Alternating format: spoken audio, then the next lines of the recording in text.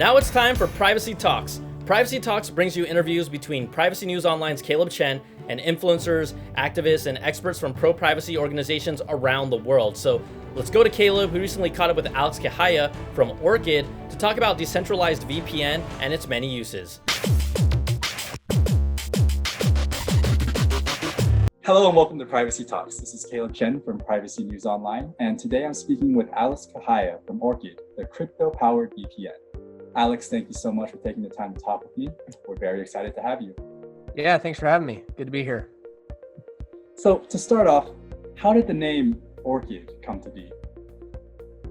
You know, honestly, I'm not really sure. We had several names. I was the fourth employee at the company, and we had several names.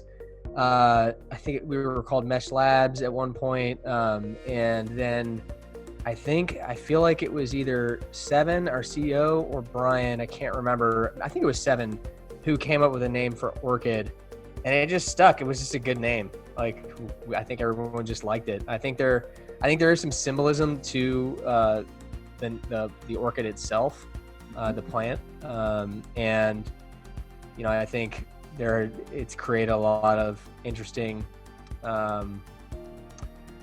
analogies for the network. You know, orchid blooming and lots of orchids blooming as the network grows. So it's been kind of an interesting name. But yeah, we have this theme at Orchid. If you go to our website, you can see our branding is all about the natural internet and creating an internet that functions the way that it should be. And that's why we have a lot of sort of imagery of nature. We believe that privacy, building an internet free of censorship and surveillance, and an internet where you can explore freely is the way that the internet should be. So I think that's all part of the narrative here for what our company represents.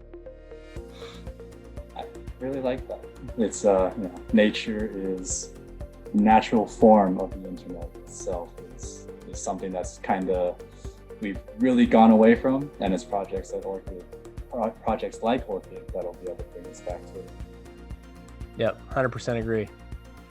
So could you tell us a little bit about yourself and also expand more on what Orchid is and how it differs from a traditional VPN service?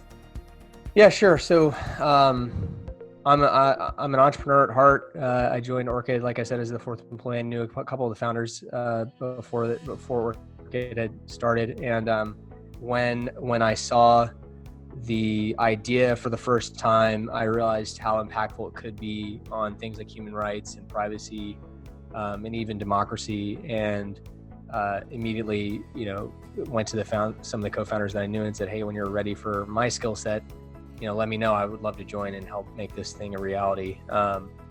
And at the time, and the mission is still the same. Orchid was setting out to build an internet free of censorship and surveillance, and to do that, we built an overlay network that sits on top of the existing internet infrastructure, and it powers a marketplace for bandwidth that users can use via our VPN app, the Orchid app, which is actually a suite of privacy tools, and one of those tools is a VPN.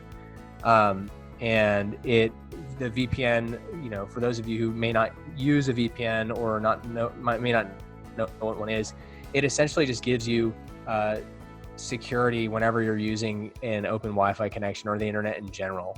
It keeps your traffic encrypted. It routes your traffic through a tunnel that is encrypted and hides your traffic from anyone who might be wanting to snoop and see what you're doing or steal your information.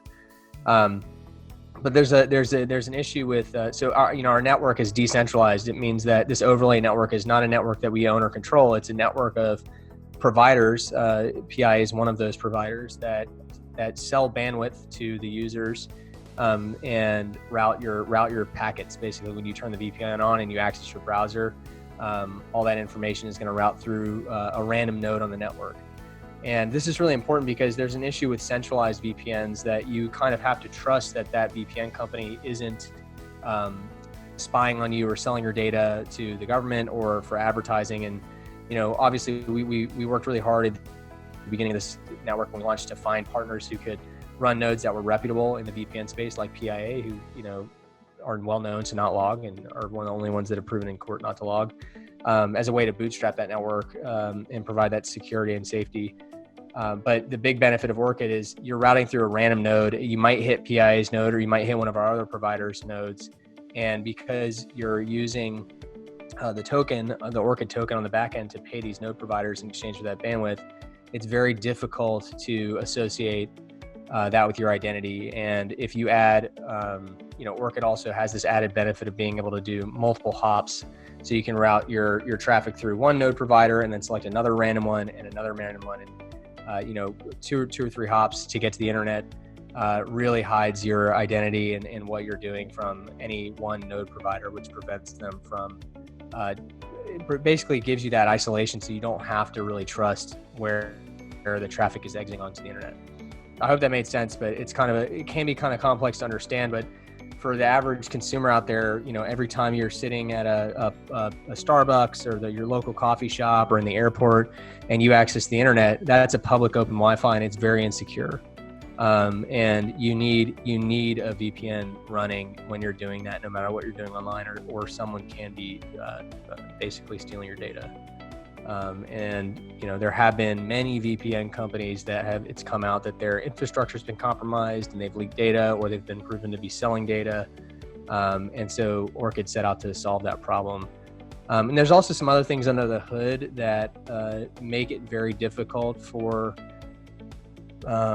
people who would want to censor you and block you from accessing certain websites, or or the internet, the outside internet from whatever country you're living in.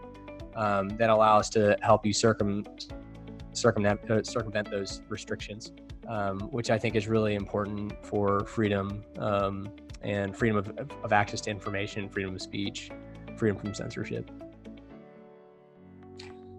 Yeah, definitely many reasons to use a VPN. I guess one question that I have that I think a lot of people come to when they're learning about VPNs is, why wouldn't the average user just try to set up their own VPN if trust is such an issue? What advantages are there to using a VPN service like Orchid versus setting up a personal, I guess if you call it a centralized VPN server on AWS or DigitalOcean?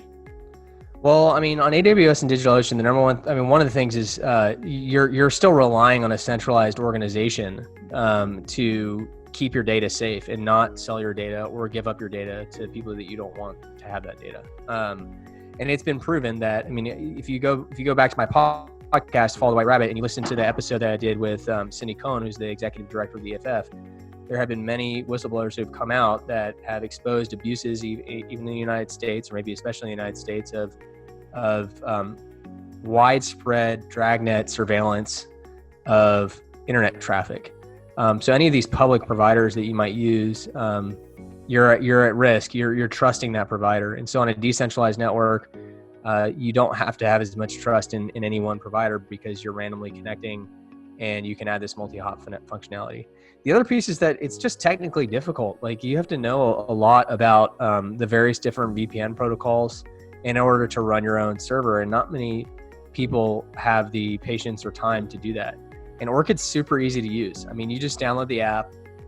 You don't even have to worry about the cryptocurrency stuff if you don't want to. We can handle that for you on the back end. On Apple, you can just pay with Apple Pay and then turn it on, and it starts routing your traffic through one of the random nodes on the network. So it's just super easy to use and convenient and secure and open sourced. So I think the open source aspect is really important too, because all the software that's running on those nodes is publicly available for anyone to review and audit on GitHub. So, that the open source nature of Orchid kind of leads into the next question. So why did Orchid bring blockchain technology to the VPN industry? And what are some of the specific innovations that are being used, and to what effect? I think the most important piece I think about blockchain technology for Orchid is the payments piece. If you're going to automate, and that's one of the most exciting things about blockchain in general is programmable money, being able to program money to move in automated fashions. And, blockchain technology is what's allowing us to allow you to pay the node provider on a per packet basis. It's pay as you go, which is a big difference too between us and traditional VPN business models that are subscription based, and whether or not you're using it, you're getting charged. In Orchid, it's not that. that way. You're only getting charged for the bandwidth that you use. And the only way you can do that in a secure way, in a way where the node providers can trust that they're going to get paid, is via blockchain technology and a smart contract. So I guess I should say, that's key to building a strong, robust network. Having an incentivized marketplace for bandwidth means that as more demand goes to the network, and then more providers will want to sign up and sell bandwidth and get access to those revenues. And the more providers that sign up, the more secure the network is, because the more nodes you have as an option to connect to. Mm-hmm. And you mentioned previously that when using Orchid, the client will randomly select one of these nodes from the bandwidth providers. How does that process work? Could you explain what stake weighting is and how an Orchid client selects which Orchid server to connect to? Yeah, so for those of you who are familiar with the cryptocurrency space and staking, staking is the idea that you will buy or acquire some token and stake it on a server in order to provide services to the network that you're providing services to. In this case, for Orchid, you stake your tokens on your node, and the percentage of tokens, the percentage of traffic that goes through your node, and thus payments that go through your node, is relative to the percentage of stake that you have on the list of nodes that you're on.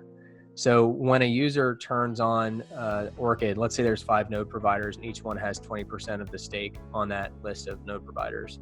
The software, the smart contracts automatically randomly select, based on the weight of that stake, the node provider. So in this case, each node provider has an equal chance to acquire traffic and then get paid.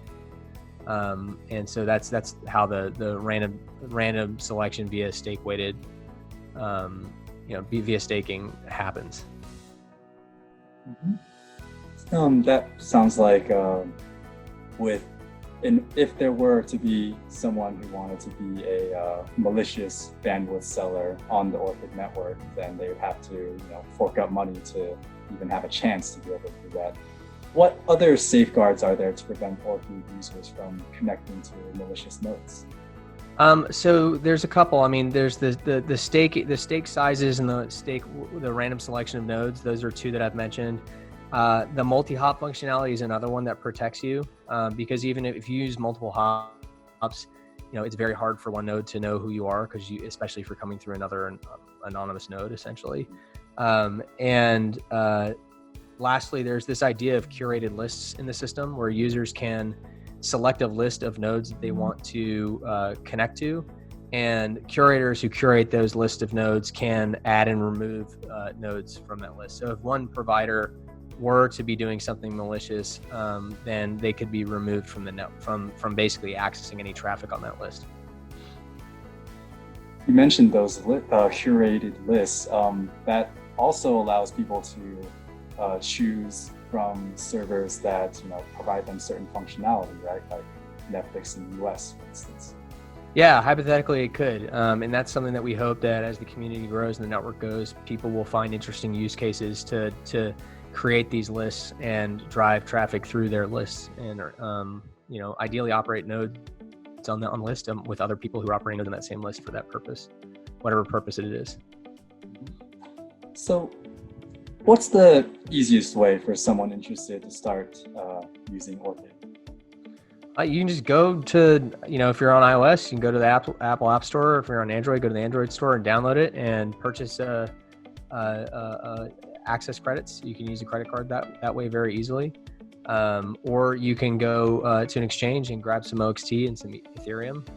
And if you're more familiar with the decentralized application process, you can go do it that way. And we have instructions on our site how to do that. But really just downloading it and purchasing on iOS with the prepaid access credit system that we have recently launched about a month and a half ago, that's the easiest way. And you can be up and running in minutes.